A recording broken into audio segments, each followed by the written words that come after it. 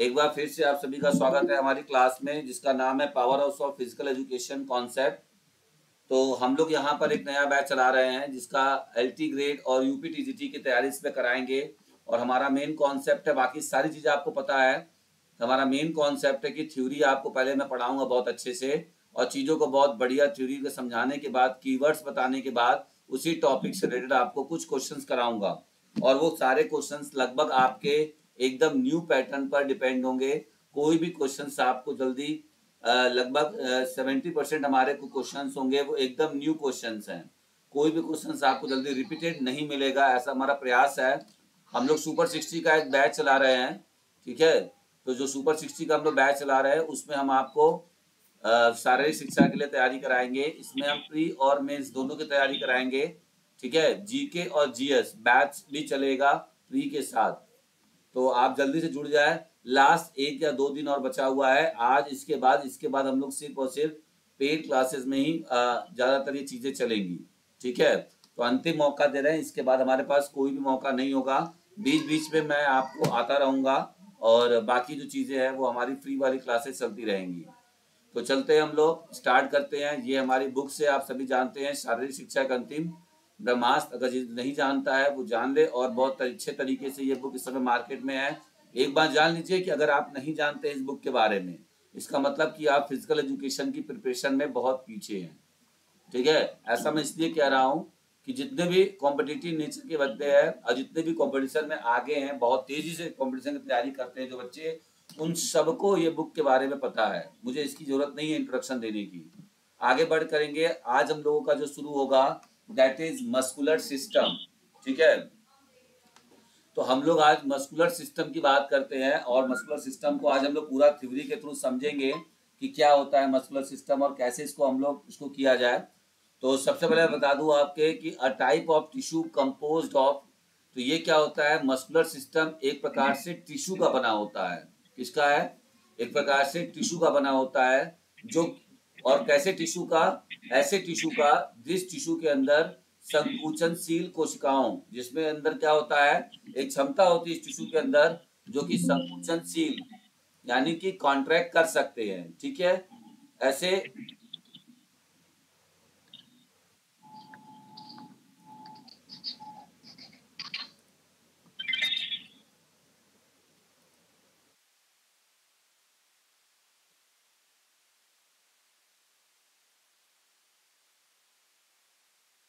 तो ऐसे हमारा क्या होता है, तो ये हमारे बताया आपको कि जो हमारा मसल्स होता है, वो मसल्स क्या होता है, एक प्रकार का ऊतक होता है, यानी टिश्यू होता है जिसके अंदर एक अलग प्रकार की क्षमता होती है। मस्कुलर टिश्यू में क्या क्षमता अलग होती है, वो दूसरे से अलग क्यों होते हैं, क्योंकि उनके अंदर कॉन्ट्रैक्ट करने की एबिलिटी होती है, ठीक है। और जिसके वजह से क्या होता है, ये हमारे शरीर के अंग या जो शरीर होता है किसी भी भाग को गति प्रभावित करती है। जिसकी वजह से क्या होता है, जिसकी वजह से वह किसी भी मनुष्य के शरीर को, चीजों को, अंगों को क्या करती हैं, गति प्रदान करती हैं। और ये जो आपकी मस्कुलर या मसल्स होते हैं ना, इनके जो कोशिकाएं होती है, उनका जो आप अगर स्ट्रक्चर देखेंगे तो वो लंबी कोशिकाएं होती है। उन लंबी कोशिकाओं को हम मसल फाइबर के नाम से जानते हैं, ठीक है। तो इन चीज को हम समझेंगे। मांसपेशी ऊतक जो शरीर के भीतर गति प्रदान करने के लिए अनुबंध होती है, ठीक है, वो आराम करने में, कॉन्ट्रैक्ट और रिलैक्स करने में भी क्या होती हैं, सक्षम होती हैं। आगे हम लोग बात करेंगे कि मसल्स की स्टडी करने वाले साइंस को, हम लोग आगे बात करेंगे मसल्स की स्टडी करने वाले साइंस को, विज्ञान को मायोलॉजी कहा जाता है, ठीक है। ये हमारा पॉइंट बहुत इंपॉर्टेंट है। दूसरी बात, अगर आपसे पूछा जाए कि हमारे शरीर में, हमारे शरीर का कुल भाग का कितना प्रतिशत भाग मसल्स का होता है, तो आप बताएंगे 40 से 45% भाग कुल हमारे स्केलेटल यानी मसल्स का होता है, ठीक है। और इसमें भी सबसे ज्यादा होता है स्केलेटल मसल्स का, ठीक है। आगे हम लोग बात करेंगे मांसपेशियों के गुण, properties of the muscles. Muscles की क्या गुण होती हैं, ऐसा क्या है मसल्स में कि जो इनको दूसरे टिश्यू से अलग बनाता है। तो सबसे जरूरी है कि सबसे पहला बात होता है कॉन्ट्रैक्टिलिटी। कॉन्ट्रैक्टिलिटी का मतलब होता है कि इनके अंदर संकुचन करने का, ठीक है, यानी कि कॉन्ट्रैक्ट करने की क्षमता होती है, जिससे कि हम अपनी मसल्स की लंबाई को छोटा और बड़ा कर सकते हैं। तो आप यहाँ पे देख पा रहे होंगे, है ना। दूसरी चीज है कि इन छोटा बड़ा करने के साथ साथ हमें क्या कर सकते हैं, इसके साथ साथ हम लोग, एक मिनट,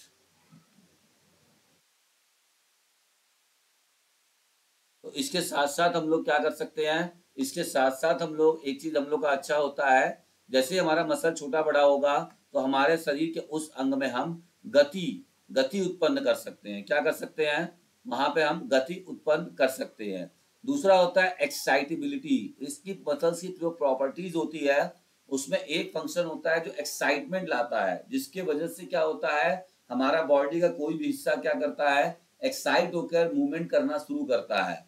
तो आप यहाँ पे देख पा रहे होंगे, ठीक है, ये न्यूरॉन्स है और न्यूरॉन कैसे हमारे मसल फाइबर से जुड़ा हुआ है, जो कि एक एक्शन पोटेंशियल लेके आ रहा है, मतलब एक सिग्नल लेके आ रहा है, और उस सिग्नल से हमारे मसल्स किस तरह से एक्टिवेट हो रहे हैं। ठीक है, तो आप इसी को देखते हैं, ये मैं बता रहा हूँ आपको प्रॉपर्टीज ऑफ मसल्स। आज की क्लास बहुत अच्छी होने वाली है कि सारा क्लास पूरा एनिमेशन पे है। ठीक है, इसमें सारे फिगर्स आपको एनिमेशन से मिलेंगे, हर चीज आपको। तो इसी प्रकार से मैं नोट्स लेके आता रहता हूँ। ठीक है, मैं बस आपको ज्यादा नहीं, एक चीज बताना चाहूंगा, अगर आप समझदार होंगे तो बस आपको समझदारों के लिए इशारा काफी है।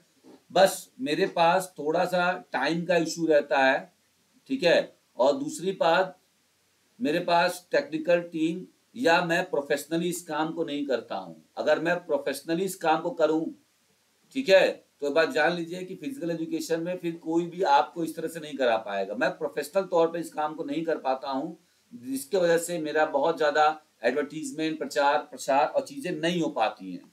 मैं बहुत अच्छे से नहीं करता हूं, बट मैं एक बात की पूरी गारंटी देता हूं कि पूरे भारत में अगर मुझसे अच्छा किसी ने नोट्स दे दिया तो मैं पढ़ाना छोड़ दूंगा। आप बोलेंगे तो फिजिकल एजुकेशन का जॉब भी छोड़ दूंगा। मैं इसकी गारंटी लेता हूं। कोई भी अगर किसी से भी कंपेयर कर लीजिए, मुझसे बढ़िया अगर कॉन्सेप्ट, मुझसे बढ़िया अगर नोट्स, मुझसे बढ़िया अगर चीजों को समझा पाएंगे, तो एक बात जान लीजिए कि मैं खुद ही पढ़ाना छोड़ दूंगा। मैं बोलने की जरूरत ही नहीं पड़ेगी आप लोगों को। ठीक है, बट प्रॉब्लम मेरे साथ है कि मैं प्रोफेशनल तरीके से काम नहीं कर सकता। ठीक है, कि जॉब छोड़ के सिर्फ आपके लिए बस यही काम करता रहूं, तो ये प्रॉब्लम है। ऐसा तभी पॉसिबल होगा जब आपसे कुछ हमें मिलेगा, सीधी सी बात है। तो हम लोग चलेंगे आगे, हम लोग देखेंगे कि अगला जो हमारा गुण होता है, मसल्स की प्रॉपर्टीज होती है, दैट इज फ्लेक्सिबिलिटी या इलास्टिसिटी। तो मसल्स के अंदर इलास्टिसिटी की गुण होती है, एक प्रॉपर्टीज होती है। उससे क्या होता है फायदा, कि आपके मसल छोटे और बड़े होते हैं। ठीक है, लेकिन छोटे बड़े होने पर मसल्स आपके कभी क्या होते हैं, मसल्स आपके कभी टूटते नहीं है या फटते नहीं है। तो ये मसल्स के अंदर क्या होता है, इलास्टिसिटी की क्षमता होती है। नेक्स्ट होता है एक्सटेंसिबिलिटी। मसल्स की लंबाई को आप जितना चाहे उतना बढ़ा सकते हो, एक लिमिट के अनुसार उसको बढ़ा सकते हो। और लास्ट होता है एडॉप्टिबिलिटी। अब आप मसल्स को जितना चाहे उतना वर्कआउट देकर उसके अंदर क्षमता को, यानी उसकी एडॉप्टेशन एबिलिटी को आप इंप्रूव कर सकते हो। और एक बात जान लीजिए, मैं पूरी भारत की बात कर रहा हूँ, मैं सिर्फ उत्तर प्रदेश या दिल्ली या किसी एनसीआर यहाँ की बात नहीं कर रहा हूँ। मेरे मसल्स, मेरे, एक चीज जान लीजिए, नोट्स का कोई अगर टक्कर नहीं कर पाएगा, इस बात की पूरी गारंटी देता हूं। जो समझदार हैं वो जानते होंगे, बाकी चीजों को मैं बोलने की जरूरत नहीं समझता। आगे बात कर लेते हैं फंक्शंस ऑफ मसल्स। मसल्स के कार्य क्या होते हैं, तो बता दूं कि मसल्स के जो कार्य होते हैं, सबसे पहले जो मसल्स होता है वो ब्रेन के द्वारा नियंत्रण और मूवमेंट होकर काम करता है। ठीक है, दूसरी बात, जो मानव शरीर को आकार प्रदान करता है वो कौन है, तो मसल्स करता है। तो मसल का फंक्शन है कि मानव शरीर को आकार प्रदान करना। यह हमारे शरीर के इंटरनल ऑर्गन्स को भी क्या देता है, प्रोटेक्शन का काम करता है। जैसे कुछ चीजें ऐसे होती हैं कि पहले मसल्स है, मसल्स के अंदर हमारा बोन या हमारा कोई ऑर्गन जो होता है वो सेफ होता है। ठीक है, एग्जाम्पल के तौर पे जैसे हम हार्ट को देख सकते हैं, है ना, और भी बहुत सारी चीजें हैं। यह नेक्स्ट हम बात करेंगे कि मसल्स हमारा स्टोरेज का कार्य करता है। कौन से स्टोरेज, किस प्रकार की एनर्जी का स्टोरेज करता है, तो एटीपी एनर्जी का, ग्लाइकोजन का और फैट सोल्यूबल विटामिन का। इन तीन चीजों का वो क्या करता है, उन तीन चीजों का हमारे अंदर, उन तीन चीजों का क्या करता है, उन तीन चीजों का, उन तीन चीजों का स्टोरेज का कार्य करता है हमारा मसल्स। नेक्स्ट बात करते हैं तापमान, यानी कि जो टेम्परेचर है आपके बॉडी का, उसको भी रेगुलेट करने का काम करता है। कौन? हमारा मस्कुलर सिस्टम। ठीक है।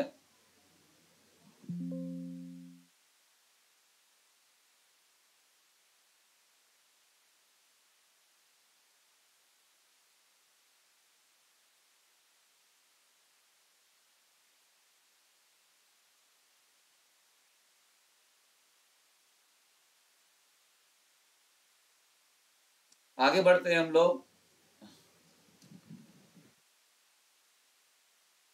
अब हम लोग बात करेंगे, हमारा जो अगला टॉपिक आता है टाइप्स ऑफ मसल्स। ठीक है, तो टाइप्स ऑफ मसल्स में there are 3 types of muscles. ठीक है, number 1 skeletal muscles, number 2 smooth muscles and number 3 is cardiac muscles. अगर आपको सिर्फ और सिर्फ स्ट्रक्चर की बेसिस पर बोला जाए और सिर्फ फंक्शंस की बेसिस पर, अकॉर्डिंग टू द फंक्शंस, अगर अकॉर्डिंग टू द फंक्शंस अगर मैं बात करूं तो फंक्शंस के हिसाब से आपके मसल्स जो होते हैं वो दो प्रकार के होते हैं। एक होता है वॉलेंट्री और दूसरा होता है involuntary. But according to the function, यहां पर आप देख रहे हैं 3 टाइप्स के जो है ये on the basis of structure.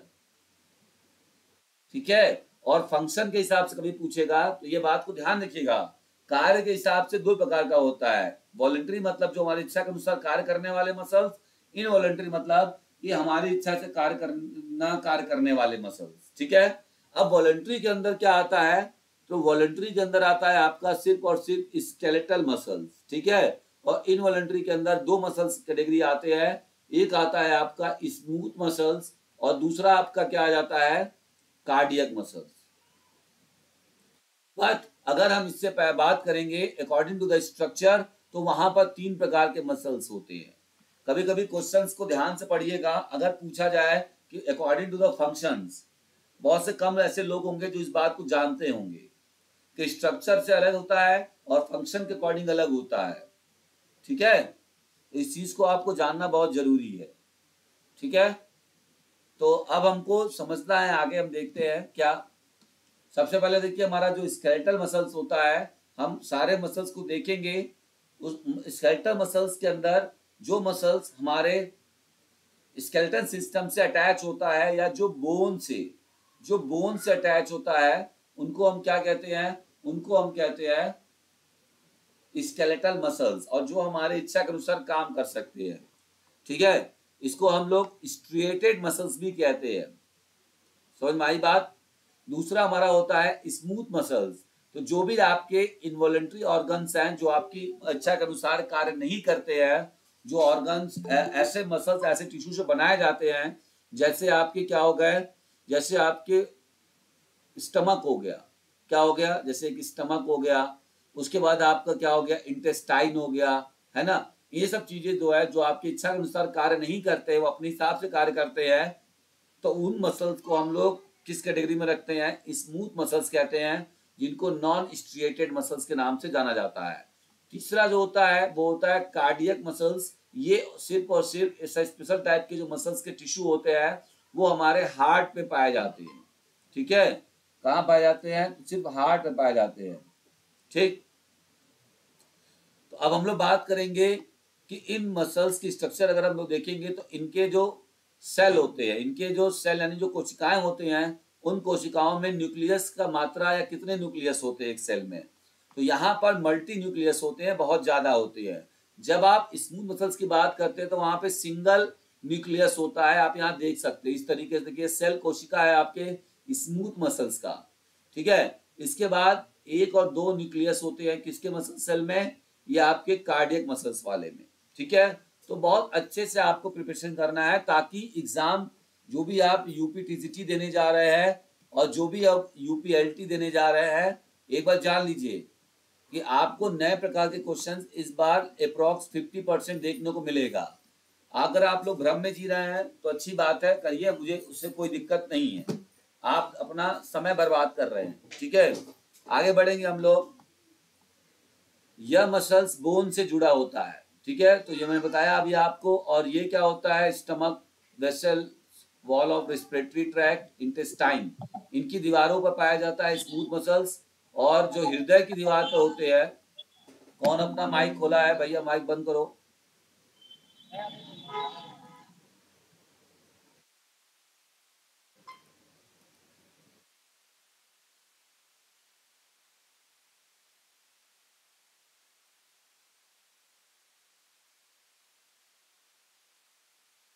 ठीक है, अब हम लोग बात करते हैं इसके बाद कि कहाँ आपको मिलते हैं। तो ये बताया था attach to the skeleton, wall of intestine, wall of heart. इसके बाद इनके नियंत्रण के प्रकार, मतलब ये कैसे कंट्रोल किए जाते हैं। तो मैंने बताया था कि स्केलेटल मसल वॉलेंट्री होते हैं, जिसको स्वैच्छिक कहा जाता है। दूसरा होता है स्मूथ मसल, जो कि इनवॉलेंट्री होता है। और तीसरा होता है अभी इनवॉलेंट्री, जो कि कार्डियक मसल्स भी हमारे इच्छा के अनुसार कार्य नहीं करता है। ठीक है, आगे बढ़ेंगे। अब हम लोग कुछ लेयर देखेंगे कि हर मसल्स के जो लेयर होते हैं, जैसे स्केलेटल मसल्स के पास भी 3 लेयर होता है। ऊपरी मसल्स के लेयर को इपीमाइजियम कहते हैं, दूसरा मसल्स लेयर को क्या कहते हैं, पेरीमाइजियम कहते हैं, और तीसरा जो लेयर होता है सबसे इंड में जो बोन की तरफ होता है, उसे हम इंडोमाइजियम कहते हैं। ठीक है, स्मूथ मसल्स में 2 लेयर होता है, इंडोमाइजियम ओनली 1 लेयर। ठीक है, उसके ये फॉर्म होते हैं लॉन्गिट्यूडनल लेयर, सर्कुलर लेयर और ऑब्लिक लेयर। इसके बाद हम बात करेंगे आपका कार्डियक मसल्स की। कार्डियक मसल्स के अंदर भी 3 लेयर होते हैं, एक होता है इपिकार्डियम, सेकेंड होता है मायोकार्डियम और तीसरा होता है इंडोकार्डियम। आपसे क्वेश्चन पूछा जाता है, कभी कभी ये लेयर भी अरेंज करने के लिए क्वेश्चन आ सकता है आपसे, इसलिए आप जरूर इसको एक बार याद रखिएगा, ये इंपॉर्टेंट है। ठीक है, अब आपसे एक क्वेश्चन पूछा जाता है कि हार्ट मसल्स का स्ट्रक्चरली जो स्ट्रक्चर के हिसाब से है। ठीक है, ठीक है। सर हार्ट वाली में एक पेरिकार्डियम आती है सर, उसमें कंफ्यूज हो जाते हैं इपिकार्डियम और पेरिकार्डियम में। देखिए, वो उसका सही नाम इपिकार्डियम है, ठीक है, पेरिकार्डियम नहीं होता, तो इस चीज को ध्यान रखिएगा। ठीक, तो ध्यान रखेंगे और आगे चलेंगे। तो ये हमारा है। इसके बाद हम लोग बात करेंगे मसल्स कॉन्ट्रैक्शन स्पीड।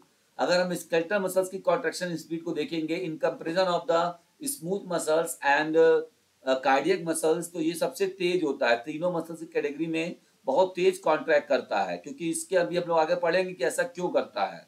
आगे हमारा मसल फाइबर जब आएगा तो वहां पर हम इसके बारे में जानेंगे। नेक्स्ट हम बात करते हैं स्लो।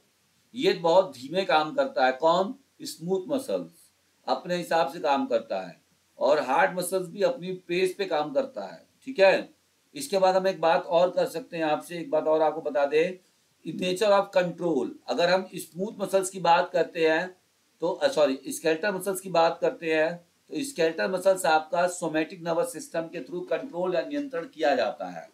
दूसरा अगर हम बात करते हैं ऑटोनॉमिक नर्वस सिस्टम, जो स्मूथ मसल्स होता है वो हमारी इच्छा के अनुसार कार्य नहीं करता है। इसका मतलब कि उसे कंट्रोल करने वाला कौन है, उसे कंट्रोल करने वाला ऑटोनॉमिक नर्वस सिस्टम है। और तीसरा हमारा होता है जो कि कार्डियक मसल्स है, ये भी ऑटोनॉमिक नर्वस सिस्टम के द्वारा कंट्रोल होता है। अभी मैं आपसे एक सवाल पूछूंगा कि अब मैंने बताया आपको कि अकॉर्डिंग टू द फंक्शन 2 प्रकार के हैं, वॉलंटरी और इनवॉलंटरी। इनवॉलंटरी के अंदर स्मूथ और कार्डियक आता है। तो हम इनको 3 प्रकार में क्यों पढ़ रहे हैं, आपने हर जगह 3 पढ़ा होगा। जब आपका 2 ही प्रकार का होता है अकॉर्डिंग टू फंक्शन, वॉलंटरी और इनवॉलंटरी, सो हम इसको 3 प्रकार में क्यों तीसरा डिवाइड किया। तो इसका आंसर जान लीजिए, ये क्वेश्चन मुझसे पूछा गया था केवीएस के एग्जाम में, केवीएस इंटरव्यू में 2018 में। ठीक है, तो क्या था इसका आंसर, इसका आंसर ये है कि जो आपका कार्डियक मसल्स होता है वो तीसरा कैटेगरी इसलिए होता है, वो मिक्सचर ऑफ द वॉलंटरी और इनवॉलंटरी का होता है। कैसे, इसका जो सेल होता है वो देखने में आपका वॉलंटरी की तरह होता है। ठीक है, यानी कि स्केलेटल मसल्स की तरह इसका सेल स्ट्रक्चर होता है, कोशिकाओं का स्ट्रक्चर होता है मसल फाइबर्स की तरह।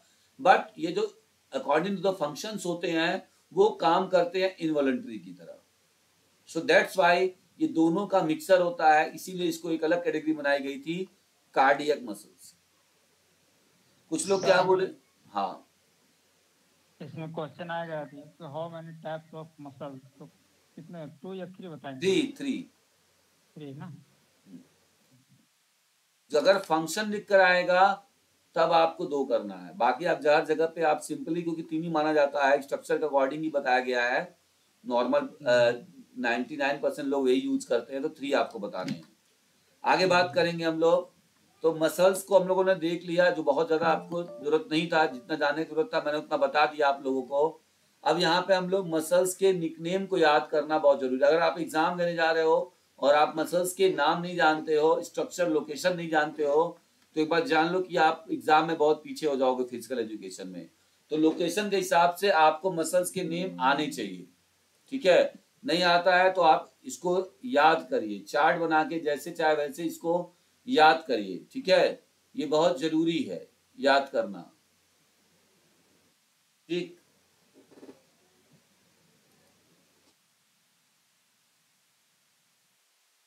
तो देखिए यहाँ पर जो गर्दन के पीछे होता है वो ट्रेपेजियस मसल्स है।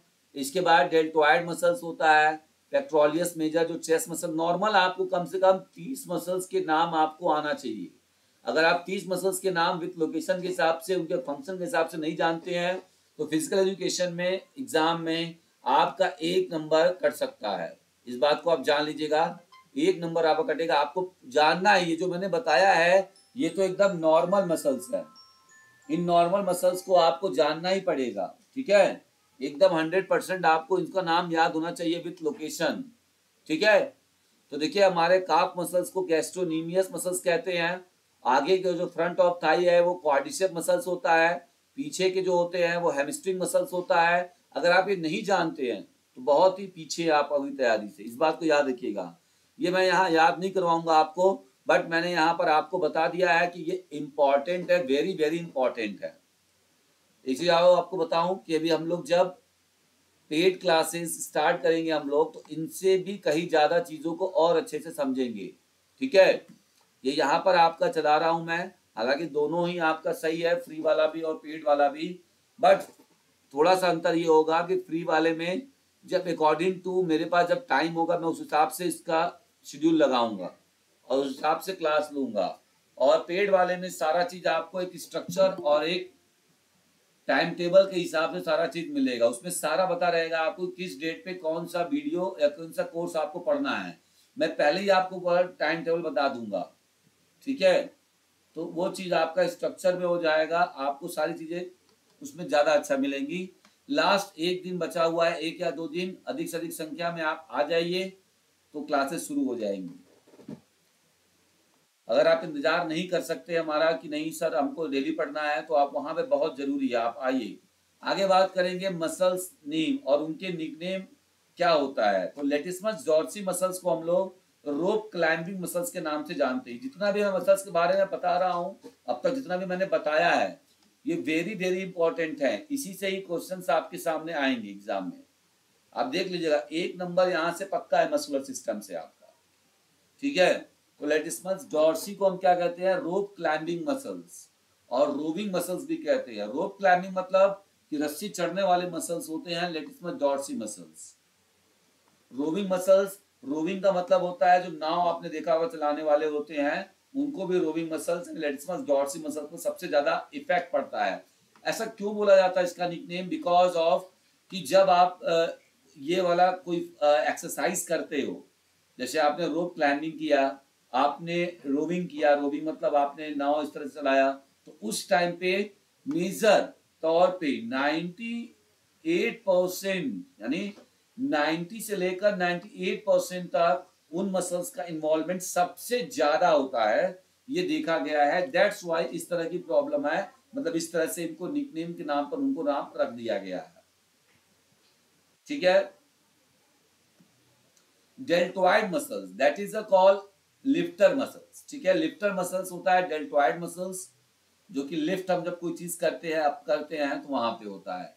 एडक्टर मैग्निस, ये मसल्स आपको पता होना चाहिए, जांग के पास होता है, अंदर इनसाइड में होता है, जिसको राइडर मसल्स कहा जाता है। जब भी कोई मलखम वगैरह करता है और मलखम करके पोल पे चढ़ता है, तो वहां पर इसको जरूरत पड़ती है राइडर मसल्स की, इसको मलखम मसल्स भी कहा जाता है। मैंने बताया था ऐसा क्यों होता है, बिकॉज ऑफ कि 90 to 98% के हिसाब से, 90 to 98% के हिसाब से, मतलब वो मेन फंक्शन कर रहा है वो मसल, दैट्स वाई उसका नाम निकनेम उसके एक्टिविटी के नाम पे रखा गया है। ठीक है। आगे बात करेंगे सार्टोरियस मसल्स। सार्टोरियस मसल्स क्या होता है, तो ये आपके जो फ्रंट ऑफ थाइस पे होते हैं, जो क्वाड्रिसेप मसल्स होता है उसको हम कहते हैं सार्टोरियस मसल्स। उसके अंदर एक आता है सार्टोरियस मसल्स, ये हमारे बॉडी का सबसे लंबा मसल्स भी होता है। इसको हम लोग टेलर मसल के नाम से जानते हैं। बिकॉज ऑफ, ऐसा क्यों कहते हैं टेलर मसल, इसलिए ऐसा कहते हैं कि हमारे क्वाड्रिसेप में कुल 4 मसल्स होते हैं फ्रंट ऑफ थाई में। उन चारों मसल्स को बांध के रखने का, उन चारों मसल्स को क्या करता है, बांध कर, ठीक है, जोड़कर पूरे तरीके से बाइंड अप करके करने का काम कौन करता है, तो सार्टोरियस मसल्स करता है। जिन लोगों को लोकेशन नहीं पता है, सार्टोरियस को देख लो, ये देखो ये लंबा वाला गया हुआ है ना, ये सार्टोरियस है। यहाँ तो मैंने कार्टून टाइप में दिखाया है, बट एक्चुअल मसल्स की फिगर अलग होती है ना, तो इस चीज को आप ध्यान दीजिएगा। देखिए एब्डक्टर मैग्नस कहाँ पे है, ये चीज है आपके इनसाइड ऑफ थाइस, ठीक है। नेक्स्ट हम बात करेंगे pectoralis major muscles. Pectoralis major muscles आपका चेस्ट मसल्स होता है, ठीक है। नॉर्मल नाम भी आप जानेंगे, इसको हम लोग थ्रोइंग मसल्स कहते हैं। जो भी चीजें हम थ्रो करते हैं वहां पर सबसे ज्यादा, अब आप बोलेंगे कि सर शोल्डर का इस्तेमाल होता है, डेल्टॉइड का इस्तेमाल होता है, तो आप उसको चेस्ट मसल्स को क्यों आप थ्रोइंग मसल्स कह रहे हैं, बट आपको नहीं पता है कि जो फोर्स जनरेट होगा वो आपका थ्रोइंग मसल्स यानी कि पेक्ट्रोलिस मेजर से होता है। और एक होता है बॉक्सर मसल, जिसको हम सेरेटस इंटीरियर के नाम से जानते हैं। कुछ कुछ जगहों पर डेल्टॉइड को बॉक्सर कहा गया है, ये गलत है, ठीक है, यह बात याद रखिएगा। कुछ कुछ किताबों में या कुछ जगहों पर या कुछ आंसर की में आपको मिला होगा डेल्टॉइड मसल्स को ही बॉक्सर मसल कहते हैं, जो कि बिल्कुल गलत है, ठीक है। आगे बढ़ते हैं।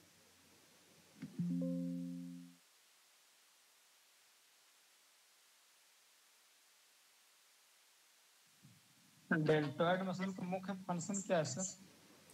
डेल्टॉइड मसल का मुख्य फंक्शंस होता है, जैसे कोई भी चीज लिफ्ट करने में या आगे आप सपोर्ट करते हो, ठीक है, तो वहां पर वो काम करता है, ठीक है, और उसको आप बांध के रखता है।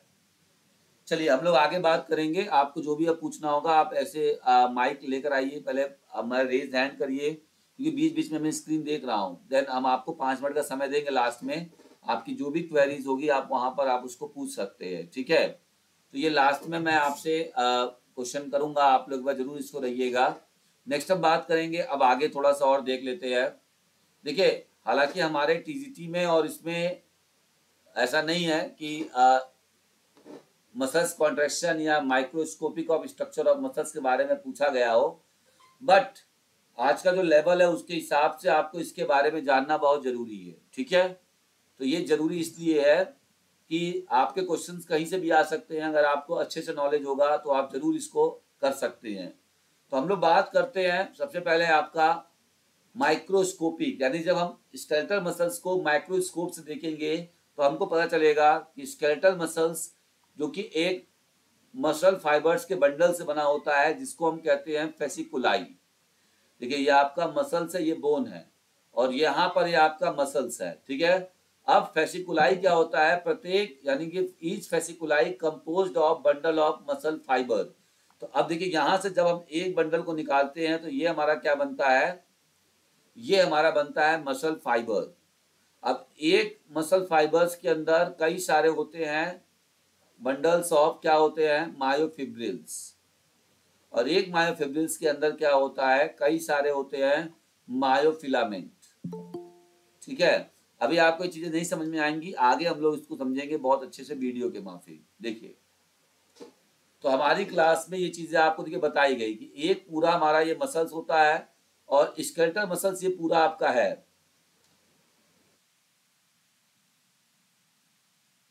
ठीक है। तो जो स्केलेटल मसल्स आप देख पा रहे हैं यहाँ पर, ये जो स्केलेटल मसल्स आप देख पा रहे हैं, ये स्केलेटल मसल्स जो होता है ये बंडल ऑफ किसका होता है, बंडल ऑफ मसल फाइबर्स का होता है, जिसको हम फेसिकुलाई कहते हैं। अब जब एक बंडल आप निकालेंगे तो उसके अंदर बंडल्स होते हैं, फिर किसके, मसल फाइबर्स के होते हैं। देखिए मसल फाइबर्स का बंडल है, और जब एक मसल फाइबर्स को निकालते हैं तो फिर उसके अंदर से क्या निकलता है, मायोफिब्रिल निकलता है,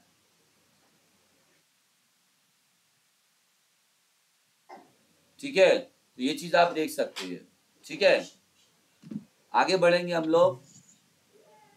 जब हम लास्ट स्ट्रक्चर पे पहुंचते हैं तो वो लास्ट स्ट्रक्चर हमारा क्या होता है, मायोफिलामेंट होता है। लेकिन एक पूरा अगर हम देखेंगे स्ट्रक्चर जो कि कॉन्ट्रेक्टल यूनिट होती है, दैट इज मायोफिब्रिल होती है। अब जो आप ये देख रहे थे स्ट्रक्चर, जैसे आप देखिए यहाँ पर आए थे, इसके बाद जो मसल फाइबर्स का बंडल आप देख रहे हैं, इसी मसल फाइबर्स के बंडल से आप जो ये ब्लू कलर का देख रहे हो, यही ब्लू कलर आपके किससे अटैच है, यहाँ आपका न्यूरॉन्स अटैच है। ताकि आपके कहने पर ये क्या करते हैं, ताकि आपके कहने पर ये मूवमेंट करते हैं। आपने सोचा है कि कैसे हमारे कहने पर हमारे जो स्केलेटल मसल से मूवमेंट करते हैं, तो ये इसी का मेन फंक्शन होता है कि आपके न्यूरॉन्स यहाँ पर अटैच होते हैं। वही चीज यहाँ पे बताया गया है। तो मसल फाइबर्स पे न्यूरॉन अटैच होते हैं। ठीक है, अब यहाँ पे बात कर रहे हैं cell membrane of muscle fibre. Muscle fibre यानी जो मसल्स के सेल होते हैं, उन मसल्स की जो कोशिकाएं होती हैं, मसल फाइबर्स की जो कोशिकाएं होती हैं, उनके सेल मेम्ब्रेन को अंदर जो पार्ट होता है उसको हम सैरकोलेमा कहते हैं। क्या कहते हैं, सैरकोलेमा। ये बहुत ज्यादा आपने बात वर्ड सुना होगा कि जो मसल्स फाइबर्स के अंदर जो सेल कोशिकाएं होती हैं, ठीक है, मसल फाइबर्स की जो सेल कोशिकाएं होती है वो हमारा सैरकोलेमा होती है। और क्योंकि सेल मसल फाइबर्स के अंदर जो कोशिकाएं होंगी, तो आप जानते हैं कि जब कोशिकाएं होती है तो उनके अंदर क्या होता है, कोशिकाओं के अंदर एक परागम्य। परागम्य का मतलब क्या होता है, परागम्य का मतलब होता है लिक्विड फॉर्म। लिक्विड फॉर्म कोशिका में हमेशा लिक्विड होता है, ताकि जो चीजें होती हैं, न्यूक्लियस वगैरह जो भी उसके अंदर चीजें होती हैं, वो वहां पे तैरती रहती कोशिकाओं के अंदर। तो उसी की जो लिक्विड होती है अंदर मसल फाइबर्स की कोशिकाओं के अंदर, उसको हम सैरकोप्लाज्म कहते हैं। क्या कहते हैं, सैरकोप्लाज्म कहते हैं। ठीक है, अब देखिए आपका जो सैरकोप्लाज्म होता है, उस सैरकोप्लाज्म उस लिक्विड के अंदर क्या क्या होता है, उस लिक्विड के अंदर होता है reticulum store of calcium ion. उनके अंदर सैरकोप्लाज्मिक रेटिकुलम, जो कि क्या करता है, सैरकोप्लाज्मिक रेटिकुलम ये आपके कैल्शियम आयंस को क्या करता है, स्टोर करके रखता है। अब इससे क्या होता है, हम लोग आगे पढ़ेंगे, इसको याद रखिएगा। कैल्शियम आयंस बहुत ही इंपॉर्टेंट वर्ड है। जब आप मस्कुलर कॉन्ट्रैक्शन की थ्योरी पढ़ोगे तो वहां पर आपको बहुत अच्छे से जानने के लिए मसल कॉन्ट्रैक्शन कैसे पूरा मसल हमारा कॉन्ट्रैक्ट करता है, वहां जरूरत पड़ेगी आपको। इसके बाद मसल्स के अंदर क्या होता है, मसल्स के अंदर जो मसल्स कोशिकाओं या मसल फाइबर्स के अंदर जो उसकी कोशिकाओं के अंदर माइटोकॉन्ड्रिया होती है, जिनके अंदर एनर्जी स्टोर होता है, वो हमारे ग्लाइकोजन होते हैं और उन्हें मायोग्लोबिन कहा जाता है। क्या कहा जाता है, store and transport of the oxygen. Oxygen अगर उनके अंदर है ज्यादा मसल्स कोशिकाओं के अंदर, तो वहां पे मायोग्लोबिन होगा। और अगर आपके अंदर एटीपी ज्यादा होगा, मतलब अगर ग्लाइकोजन ज्यादा होगा, तो वहां पर एटीपी ज्यादा होगा। ठीक है, समझ में आ रही बात। मसल कोशिकाओं की आप जानते हैं कि हर कोशिका के अंदर आपको माइटोकॉन्ड्रिया मिलेगा। तो माइटोकॉन्ड्रिया अगर मसल्स की कोशिकाएं हैं, तो उन माइटोकॉन्ड्रिया में जो एनर्जी होगा वो कौन सा होगा, वो आपका एटीपी एनर्जी होगी। अब हम लोग बात करते हैं, जब हमने स्ट्रक्चर देखा था तो ये हमारा मसल्स था, मसल्स को हमने हटाया, मसल सेल्स पे आए। और मसल सेल को जब हमने एक मसल सेल दिया, क्योंकि मसल फाइबर्स के बंडल भी होते हैं, तो हमने मायोफिब्रिल्स देखे। अब यहाँ पर दो तीन कॉन्सेप्ट आता है मायोफिब्रिल्स में, यही आपका कॉन्ट्रेक्टाइल यूनिट होता है मायोफिब्रिल। अब यहाँ पर आपने देखा होगा आई बैंड, ए बैंड, ठीक है। और आई बैंड ए बैंड में क्या डिफरेंस होता है, इसको समझ लीजिए। ए बैंड को हम लोग डार्क बैंड कहते हैं।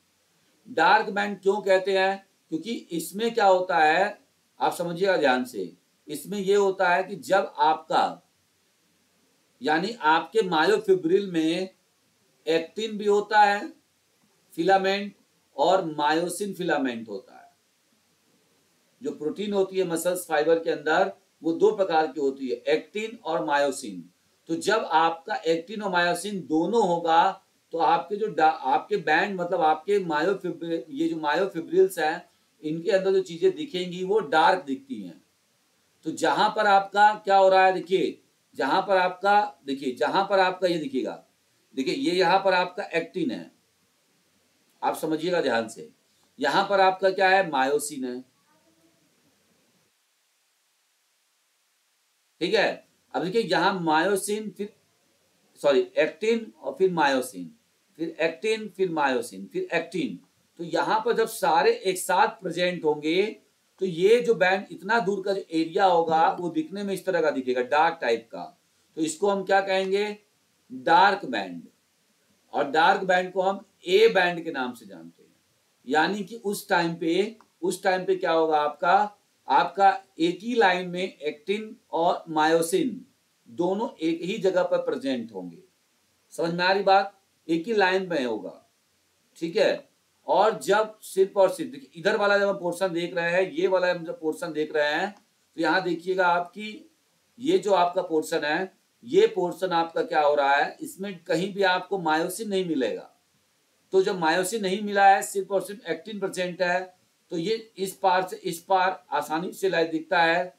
इसको हम लोग नॉर्मल लैंग्वेज में लाइट बैंड कहते हैं या फिर आई बैंड भी कहते हैं। तो समझ में आ रहा है सभी को, एक बार कमेंट करके बताइएगा। अगर आपको लग रहा है बहुत बोर हो रहे हैं क्लास से तो भी बताइएगा। देखिए अच्छी नॉलेज दे रहा हूँ, ठीक है। कुछ लोगों को लग रहा होगा, कोई बात नहीं है सर।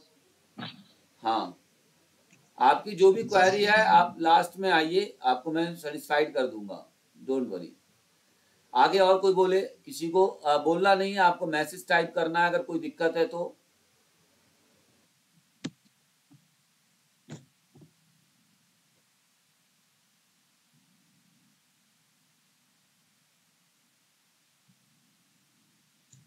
चलिए, तो यहां पर हमने बता दिया यही कि डार्क बैंड और लाइट बैंड में क्या डिफरेंस होता है, ठीक है।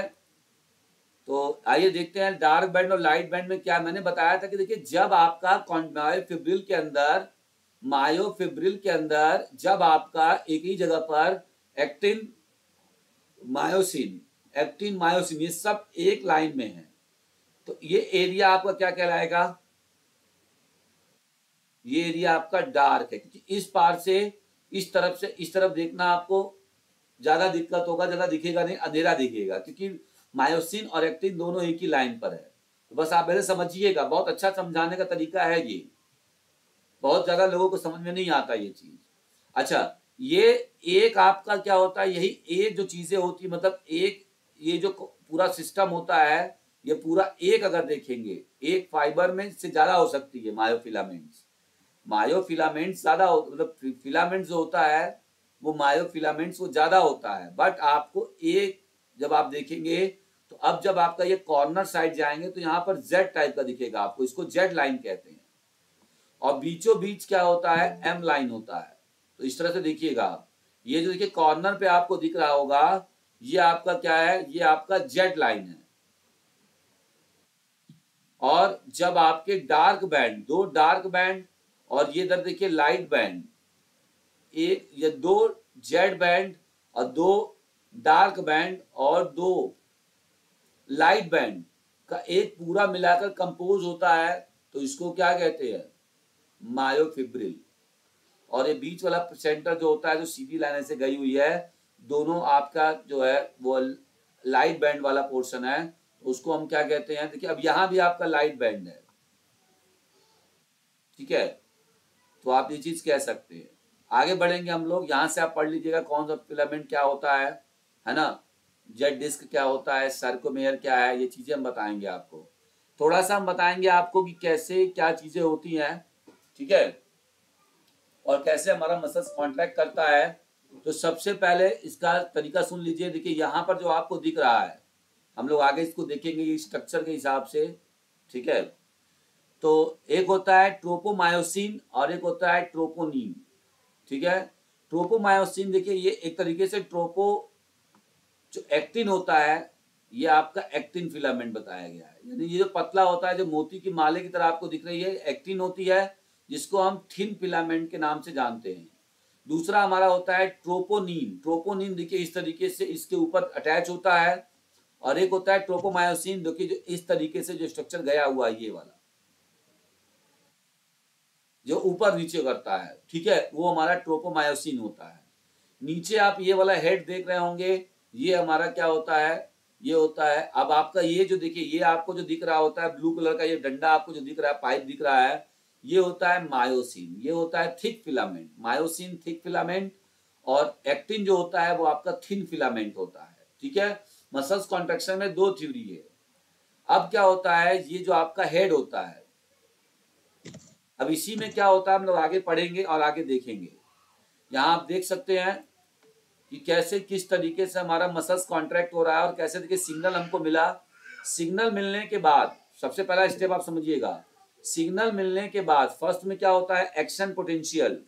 सबसे पहले एक्शन पोटेंशियल आता है, यानी कि जब भी हम किसी मसल्स को मूवमेंट कराना चाहेंगे तो हमने अपने ब्रेन को बोला, कमांड दिया, अब ब्रेन ने सबसे पहले रिलीज किया था एक्शन पोटेंशियल। अब वो एक्शन पोटेंशियल जब आता है तो आपके मसल फाइबर्स में आपने सुना सैरकोलेमा।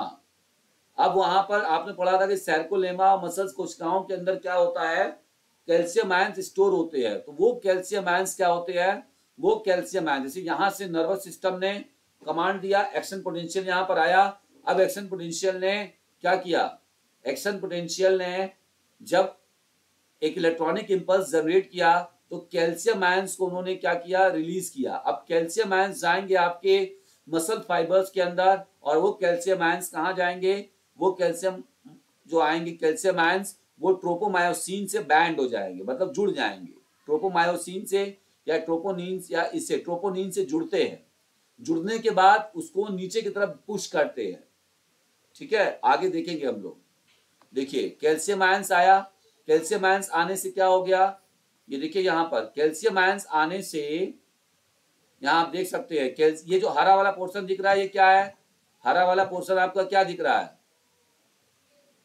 हरा वाला पोर्शन आपका ट्रोपोमायोसिन है। हरा वाला कैल्शियम नहीं है, कैल्शियम ये है। इस पर आके कैल्शियम बैठता है, इसको कैल्शियम जब इसको पुश करता है तो ये क्या करता है, पुश करने के बाद इसको नीचे की तरफ दबाता है, और नीचे से क्या होता है, मायोसिन से आपका एटीपी जब एनर्जी को रिलीज करता है एडीपी के साथ मिलकर, तो ये हेड को ऊपर उठाकर इसके साथ बाइंड अप करने का काम करता है। आगे हम और स्ट्रक्चर देखेंगे और आगे समझ में आएगा। अगर इसको पूरा समझना है तो आइए देखते हैं एक वीडियो छोटा सा। तैयार है सभी लोग? जी सर। Yes sir. अगर वाकई आपको समझना है तो इसको जरूर देखिएगा और अच्छे से, तभी आप समझ पाएंगे इसको।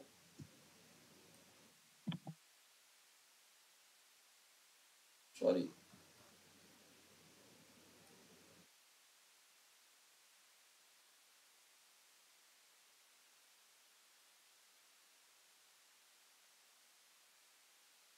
तो हम लोग यहाँ पर थे, आइए हम लोग देखते हैं, ठीक है।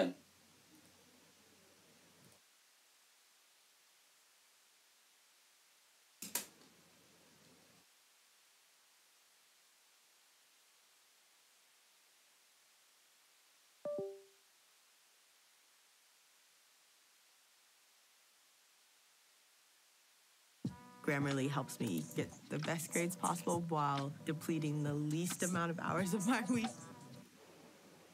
Skeletal muscles are voluntary, controlled consciously by the nervous system, and are made up of fascicles.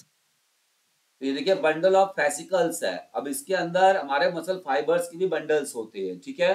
Which are bundles of muscle fibers surrounded by connective tissue, blood vessels, and nerves. ये देखिए हमारे जो मसल फाइबर्स, यानी कि जब आपके muscle fibres के bundle होंगे तो उन मसल फाइबर्स के बंडल्स पे नर्व का क्या होता है, अटैचमेंट होता है। तभी तो हमारे कहने से या हमारे मूवमेंट कराने से हमारे जो स्केलेटल मसल्स होते हैं वो मूवमेंट कर लेते हैं, ठीक है। उनके साथ साथ वहां पे ब्लड वेसल्स भी होते हैं, बिकॉज बिना ऑक्सीजन का वो मूवमेंट करेगा ही नहीं, एक्शन पोटेंशियल वहां जाएगा ही नहीं, ठीक है। Motor nerve axons supply one or more. अब देखिए वो मोटर नर्व एक्सॉन जो होते हैं वो क्या करते हैं, सारे मसल फाइबर्स पर इस तरह से अटैच होते हैं ताकि अगर हमको मूवमेंट कराना हो तो सिर्फ वही हमारा मसल्स फाइबर जो होगा मूवमेंट करेगा, ठीक है। More skeletal muscle fibers constituting a motor unit. Inside a muscle fiber, thread-like structures called myofibrils are organized into contractile units or sarcomeres, reflecting the striations characteristic of skeletal muscle. Each sarcomere is made. अब देखिए यहाँ पर आपको दिखाया, तो इस side देख रहे हैं आप, ये देखिए इसमें दो तरह के फिलामेंट्स है। ये जो पीला वाला आपको दिख रहा है, ये आपका कौन सा है? ये वाला आपका ये फिलामेंट जो है, पीला वाला आपका एक्टिन है, और जो यहाँ पर आपको दिख रहा है वो कौन सा है? मायोसिन है। ठीक है, तो इस तरफ आप देख रहे होंगे खाली मायोसिन है। तो यहां से वहां तक देखने में आपको बहुत इजी लग रहा होगा। तो ये जो स्ट्रक्चर होगा, इस बैंड को हम क्या कहेंगे? इधर इस तरह, इससे यहां बैंड को लेकर हम क्या कहेंगे? इसको हम कहेंगे लाइट बैंड। देखिए इधर भी है, और जहां पर आपका देखिए कि आप देख रहे होंगे पीला वाला भी और लाल वाला भी, यानी मायोसिन भी है, फिर ये भी है, इस तरह से है। तो यहाँ पे वहां तक देखना आपका इम्पॉसिबल है, जिसको हम डार्क बैंड, यदि इस पोर्शन मायोफिलामेंट को हम डार्क बैंड के नाम से जानेंगे। आई होप कि आपको समझ में आ गया होगा। ठीक, Made up of thick and thin myofilaments, strands of proteins called myosin and actin. Myosin forms thick filaments, actin forms thin filaments. The protruding heads of myosin filaments form cross bridges that bind. ये आप देख रहे हैं यहाँ पर actin filament मैंने बताया था। ये जो आप ब्लू कलर का यहाँ पे देख पा रहे हैं, ये ट्रोपोमायोसिन है। ठीक है, ट्रोपोनिन, ठीक है, ट्रोपोनिन है। तो ये ट्रोपोमायोसिन में क्या होता है, जब कैल्शियम आयन छोड़ेगा ऊपर से, तो इसी को यहाँ पे एक्टिवेट करता है। और नीचे से जो आप यहाँ हेड देख रहे हो, मायोसिन में एक हेड होता है, उस हेड को उठाने का काम एटीपी करता है। ठीक है, into actin filaments and ATP, an energy transport molecule. Thin filaments contain a sequence of actin molecules with myosin binding sites. At rest, actin molecules bind tropomyosin and देखो कैल्शियम आयंस क्या होता है, troponin और tropomyosin को band करता है, मतलब bind करता है, बांधता है, ताकि थोड़ा सा वो पुश करे। जैसे ही ये पुश करके नीचे की तरफ जाते हैं, तो वैसे ही यहाँ पर क्या होता है, आपका हेड जो होता है वो क्रॉस ब्रिज बनाकर मसल्स को कॉन्ट्रैक्ट कराता है। troponin, two contractile proteins that inhibit contraction. Skeletal muscle contraction begins at the muscle fiber's plasma membrane or sarcolemma, with invaginations called transverse or T-tubules that surround each myofibril and open to the extracellular space. T-tubules connect to a membranous network called the sarcoplasmic reticulum that store calcium and transfer ions via. देखिए यही calcium ions है। जैसे action potential आता है, ये gate खुल जाता है, और कैल्शियम आयंस जो होते हैं वो अंदर की तरफ क्या कर जाते हैं, इंटर कर जाते हैं मसल फाइबर्स के अंदर। और मसल फाइबर्स के अंदर जब इंटर कर जाते हैं यहाँ से, तो यही जाके आपके ट्रोपोमायोसिन को क्या करेंगे, एक्टिवेट करेंगे। देखिएगा, voltage gated channels into the myofibril sarcoplasm to regulate muscle contraction. In the first step of muscle first step देखिएगा, मोटर नर्व से होने ऊपर से इंपल्स आएगा। contraction, called excitation, a motor nerve fires an impulse or action. ये आया action potential, यानी हमने अपने ब्रेन से कमांड दिया किसको, मसल्स को, कि ये मूवमेंट कराना है। तो ये पाते ही ये जो है, ये आपका एक्साइटेशन, यानी एक्साइटेशन फेज पहला स्टार्ट होगा। वो पाते ही क्या करेगा, कैल्शियम आयंस यहाँ से रिलीज होगा। देखिएगा, इसको कहते हैं न्यूरोमस्कुलर जंक्शन, और इसको कहते हैं साइनेप्स। क्या कहते हैं, साइनेप्स कहेंगे।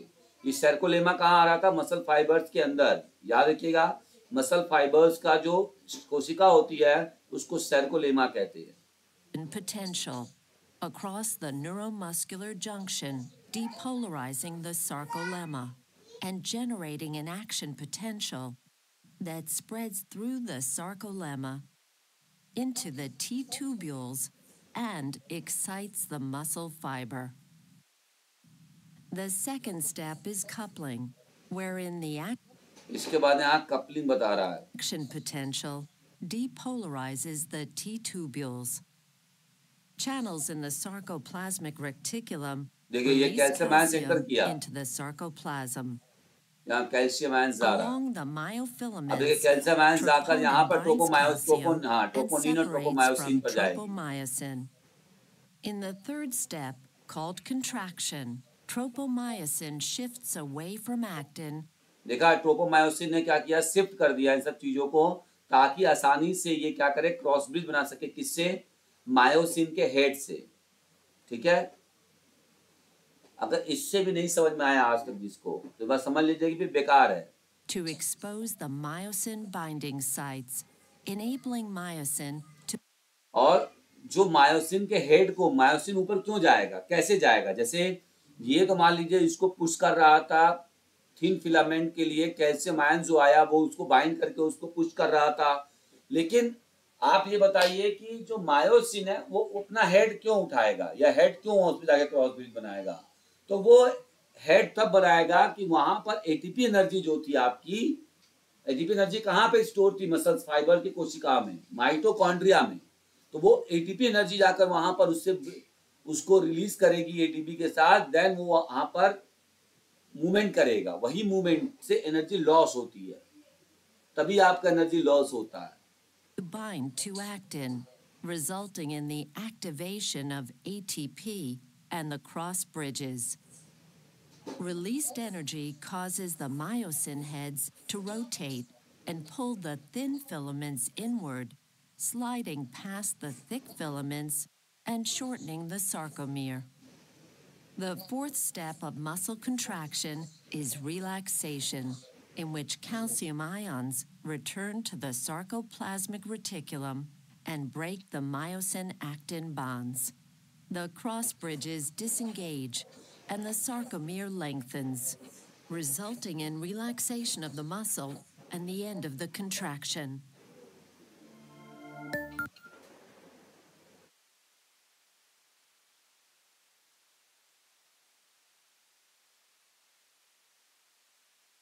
तो देखिए आप सभी लोग, और आई होप कि आपको समझ में आया होगा ये चीज। ठीक है, अब हम लोग वही बात कर रहे थे कि जो मसल्स कॉन्ट्रैक्शन की जो थ्योरी थी, इस थ्योरी को जो किसने खोजा था, तो एच ई हॉक्सले ने खोजा था 1954 में, और उन्होंने बताया था कि जो मसल्स कॉन्ट्रैक्ट करता है उसके पांच फेजेज होते हैं, 5 फेजेज में अपना पूरा कॉन्ट्रैक्शन कंप्लीट करता है। पहला है rest phase, excitation phase, contraction phase, recharging and relaxation. ठीक है, ये आपका फेज है, जिसको अगर यहाँ समझना है वो समझ सकता है। ठीक है, आते हैं नेक्स्ट हमारा मसल फाइबर्स में।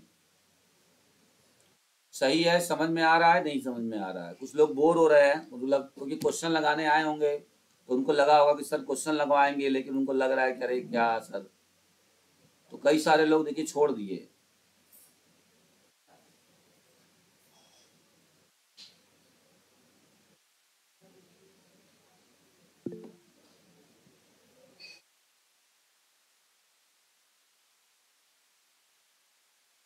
तो ये देख सकते हैं हमारा, यहाँ पे आपको हम बताएंगे मसल्स फाइबर। तो मसल फाइबर्स यहाँ पर आप क्या कर रहे हैं, ये आप देख लीजिए मसल फाइबर्स का क्या है। तो मसल फाइबर जो आपका होता है वो 2 प्रकार का होता है, एक होता है रेड मसल फाइबर्स, दूसरा होता है व्हाइट मसल फाइबर। जो आपका रेड मसल फाइबर्स होता है उसको हम लोग स्लो ट्विच मसल फाइबर्स के नाम से जानते हैं, और जो व्हाइट होता है वो उसको हम फास्ट ट्विच मसल फाइबर्स के नाम से जानते हैं। ठीक है, तो अब यहाँ पे आप देख सकते हैं, तो रेड वाले में क्या होता है, क्या क्षमता होती है, तो आप यह बात कर लेते हैं। तो जो रेड वाला होता है वो हमारा डार्क होता है। डार्क रेड क्यों होता है, due to the colour, because उसके अंदर ज्यादातर ऑक्सीजन, मैंने बताया था ना कि इन मसल्स फाइबर्स के अंदर ऑक्सीजन की क्षमता ज्यादा, ग्रहण करने की क्षमता क्या होगी, ज्यादा होगी। देखिए हर इंसान के अंदर दोनों प्रकार के मसल फाइबर्स का एक रेशियो होता है। क्या होता है, दोनों प्रकार के मसल फाइबर्स का एक रेशियो होता है, दोनों प्रकार के मसल फाइबर का। किसी किसी के अंदर मान के चलिए कि 60% अगर स्लो ट्विच मसल फाइबर्स है, एसटीएम है, तो किसी के अंदर 40% क्या होगा, एफटीएम होगा, फास्ट ट्विच मसल फाइबर्स होगा, है ना। किसी के अंदर अगर मान लीजिए कि 40% एसटीएम है, तो हो सकता है कि उसके अंदर 60% क्या हो जाए, एफटीएम हो जाए। तो इसके क्या डिफरेंस होगा, इससे ये डिफरेंस होता है कि फास्ट होगा तो तो इसका मतलब कि आपके मसल्स, आप कोई भी स्पीड वर्कआउट को ज्यादा अच्छा कर पाओगे। अगर आपका स्लो होगा तो इससे एक फायदा आपको ये होगा कि आप कोई भी इंड्योरेंस वाली जो एक्टिविटी होगी उसको ज्यादा अच्छे से कर पाओगे। अच्छा, ऐसा होता क्यों है? हर मसल्स की अपनी अपनी मसल फाइबर्स की क्षमता होती है। बिकॉज ऑफ मसल फाइबर्स आप अपने जीन्स के द्वारा प्राप्त करते हो। किसके द्वारा प्राप्त होता है? आपकी जो बॉडी स्ट्रक्चर है वो आप जीन्स के स्ट्रक्चर के जीन्स के हिसाब से आप लेते हो, है ना। तो जीन के हिसाब से जब आपको मिला है तो वो आपको उस हिसाब से उसमें वो होती है। तो इसको आप चेंज नहीं कर पाओगे, कभी भी चेंज नहीं कर पाओगे इसको। इसीलिए कहा जाता है कि जो स्पीड होता है आपका, स्पीड फिटनेस कंपोनेंट, वो जेनेटिक होता है। बिकॉज जिसके अंदर अगर 60% एफटीएम होता है, 60% एफटीएम होता है, तो वो आप हम चेंज नहीं कर पाएंगे कोई भी, ठीक है। और स्पीड एक ऐसा कंपोनेंट्स है जिसको ट्रेन नहीं किया जा सकता है, ठीक है। चलिए, तो ये चीज देख सकते हैं। तो ये आपका जो होता है स्लो ट्विच मसल फाइबर, जिसको रेड मसल फाइबर्स कहा जाता है, उसमें हाई लेवल मायोग्लोबिन होती है और इसीलिए वो क्या करते हैं, उसका थोड़ा सा जो कॉन्ट्रैक्शन होता है स्लो होता है। बिकॉज उसकी जो सार्कोप्लाज्मिक रेटिकुलम होता है, यानी कि कैल्शियम आयंस होता है, उसमें कम होता है। उसके मसल फाइबर्स में क्या होते हैं, इनके मसल फाइबर्स में सार्कोप्लाज्मिक रेटिकुलम कम होता है, जिसकी वजह से क्या होता है, वो कॉन्ट्रैक्ट फास्ट नहीं कर पाते हैं। और व्हाइट वाले मसल फाइबर्स में मायोग्लोबिन की मात्रा कम होती है और सार्कोप्लाज्मिक रेटिकुलम ज्यादा होती है। ये दोनों एक दूसरे के क्या है, अपोजिट काम करते हैं, जिसकी वजह से ये प्रॉब्लम होती है। अब हम बात करेंगे एरोबिक और नॉन एरोबिक कौन होता है। तो रेड वाला एरोबिक होता है और व्हाइट वाला एनारोबिक होता है, ठीक है। तो इस चीज को हम ध्यान देंगे। तो ये हमारा आज का थ्योरी वाला क्लास रहा। कल हम लोग इसके बारे में पढ़ेंगे, इसके क्वेश्चंस को लगाएंगे। जरूर से एक बार इसको देखिएगा ध्यान से आप लोग। और सच्ची बता दूं आपसे, तो लोग आज के जमाने में सिर्फ भ्रमित हो रहे हैं और पढ़ने का उनका कोई मतलब नहीं है। तो जो लोग भ्रमित हो रहे हैं वो कभी भी आगे नहीं निकाल पाएंगे नौकरी। कहते हैं ना, अभी देखिए मैंने जब पढ़ाना शुरू किया था तो कितने सारे बच्चे थे। अब मैं, अच्छा आप लोग बताइए कहीं से मैंने कुछ गलत पढ़ाया? अब वो सोचते हैं कि सर हमारे हिसाब से पढ़ाए, तो आपके हिसाब से नहीं पढ़ाएंगे। एग्जाम आपके हिसाब से क्वेश्चन पूछ कर आएगा क्या आपसे कि आप सर एग्जाम में ये क्वेश्चन आए कि ना आए। आप लोग सोचेंगे कि हम आपके हिसाब से पढ़ाए, तो आपके हिसाब से पढ़ाएं फिर हम किस प्रकार के टीचर हो? हम बेकार टीचर हैं। फिर हमको तो ये बताना है ना बच्चों, वो चीज पढ़ो जो एग्जाम के पॉइंट ऑफ व्यू से, जो नॉलेज के हिसाब से आपके लिए जरूरी है। आप इधर उधर करोगे तो कोई मतलब नहीं है उसका, ठीक है। लास्ट टाइम आप लोगों को बताने जा रहा हूं कि मेरे पास सिर्फ 2 दिन का मौका है। अगर 2 दिन के अंदर अभी सीट खाली है, जो मैंने 60 का टारगेट लिया था वो अगर पूरा नहीं हुआ, ठीक है, मान लीजिए 10 बच्चों का मैं सह लूंगा, अगर 50 भी नहीं होते हैं तो मैं क्लास नहीं चलाऊंगा और ये बंद कर दूंगा जो बैच है। और वीक में 1 या 2 दिन जब भी मुझे जैसा टाइम मिलेगा मैं आकर आपको यूपीटीजीटी और यूपीएलटी के लिए आपको ट्रेन करता रहूंगा। साथ ही साथ टायर 4 भी आ रहा है, तो वहां पर हम लोग काम करेंगे। वहां के लिए हम लोग आपको थोड़ा बहुत मैटर मैं बताता रहूंगा आपको, ठीक है। क्वेश्चन नोट्स वगैरह आपको धीरे धीरे मिलते रहेंगे, क्योंकि टाइम मैं नहीं दे पाऊंगा आपको, है ना। ये सारा देख रहे हैं मैंने बनाया हुआ है सारा क्वेश्चंस, और लगभग सारे नए क्वेश्चंस हैं। आप ऐसे क्वेश्चंस कहीं प्राप्त नहीं करोगे, ठीक है। जिसको अगर दिक्कत है वो चाहता है तो वो एक बार में मैं उसको दे दूंगा। अगर वो खुद से पढ़ना चाहता है, नए क्वेश्चंस लेकर प्रैक्टिस करना चाहता है, तो ये डायरेक्टली उसको मिल सकता है। लेकिन अगर 50 स्टूडेंट से कम होते हैं, 1-2 दिन का और मौका है। मेरे पास टाइम नहीं कि मैं सबको फोन करके बोलता रहूं क्या है। क्वेरी मेरे पास बहुत सारी आई थी, तभी मैंने बैच स्टार्ट करने के लिए बात कही थी, नहीं तो मैं नहीं करता, ठीक है। और जब मैं नहीं करता हूँ तो इतने लोग फोन करते हैं कि सर आप प्लीज क्लास लीजिए, सर ये है वो है, आपके मटेरियल बहुत अच्छे होते हैं, ये है वो है। और जब मैं स्टार्ट करता हूँ तो फिर कुछ लोगों की दिक्कत लगती है। अभी तक 35 स्टूडेंट आ चुके हैं मेरे पास, 15 सीट और अवेलेबल है। अगर ये 15 आ जाएंगे तो मैं ले लूंगा, और नहीं आएंगे तो क्लास नहीं चलेगा। सीधा सा बात देखिए ये। और मुझे कोई दिक्कत नहीं है इससे मेरा कोई, क्योंकि मैं प्रोफेशनल नहीं कि मेरा इससे आपका खर्चा चल रहा है कि मैं बहुत चमक दिमक आपको दिखाऊं, मैं बहुत आपको स्मार्ट बोर्ड दिखाऊं, मैं आपको लालच दूं। बात होती है कंटेंट की। मेरे पीडीएफ को दिखा लीजिए, जितने भी तैयारी करने वाले बंदे हैं पुराने जिन्होंने नौकरी निकाली उनको दिखाइए, वो आपको बताएंगे कि उसकी क्या वैल्यू है। बाकी कोई आपको वैल्यू नहीं समझा पाएगा, because you are a beginner and learner. जिसके पास एक्सपीरियंस है उसको आप इस नोट्स को वो करिए, ठीक है। मैं ज्यादा बात नहीं करूंगा आज आपसे, और ये जो क्वेश्चंस है वो हम लोग कल करेंगे। आप चाहेंगे तो मैं इसका पीडीएफ अभी आपको भेज दूंगा सभी लोगों को, ठीक है। बिकॉज अब टाइम हमारे पास नहीं है, टाइम ज्यादा हो चुका है, सो इस वजह से हम नहीं कर पाएंगे आपसे, तो कल हम लोग करेंगे। अगर आप रेगुलर चाहते हैं कि मैं आपसे इंटरेक्शन करूं, चीजों को बहुत अच्छे तरीके से आपसे डील करूं, और आप मिलना चाहते हैं मेरा साथ, तो जल्द से जल्द आप लोग जुड़ जाइए। बिकॉज ऑफ टाइम बहुत कम है, मैं क्लास नहीं ले पाऊंगा जिस हिसाब से है। और जो लोग सिर्फ इसको लेना चाहते हैं वो भी इस नंबर पे कॉल कर सकते हैं। इस नंबर पे कॉल करने से ये आपको सारे टॉपिक का, एलटी का और यूपी टीजीटी का, ये सिर्फ आप क्वेश्चंस वाला और नोट्स वाला लेना चाहते हैं, खाली नोट्स और क्वेश्चंस, तो आप इसको भी डायरेक्टली परचेज कर सकते हैं, ठीक है।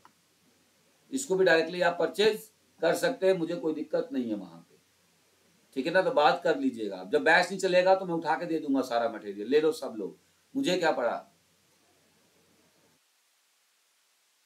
ठीक, चलिए मिलते हैं हम लोग फिर अपने अगले क्लास में, और लास्ट क्लास हमारा हो सकता है कल हो, उसके बाद फिर हम लोग बच्चे रहें तो ठीक है, नहीं तो कोई बात नहीं। Thank you very much. किसी को